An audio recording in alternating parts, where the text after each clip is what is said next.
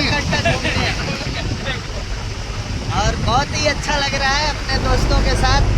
देखिए पूरी बस भरी हुई है। इधर आ जाओ, इधर से आ जाओ। देखो सब लोग हमारे साथीगण बैठे हुए हैं, सब लोग साथ मिलके जा रहे हैं घूमने और बहुत ही अच्छा लग रहा है, मजा लग रहा है। सतीश भाई कैसा लग रहा है बताओ? बहुत बढ़िया लग रहा है। नितिन उस्ताद बोलो।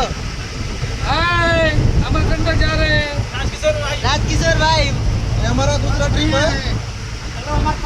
हम लोग दोबारा जा रहे हैं, 1 महीने पहले गए थे। में आप देखे होंगे कि पहले छोटा भी बस था, जैसे कि हाँ बोलेरो था, वही बस हुआ है सब साथी लोग साथ में ही जा रहे हैं। और बहुत अच्छा लग रहा है और मौसम भी बहुत बढ़िया है।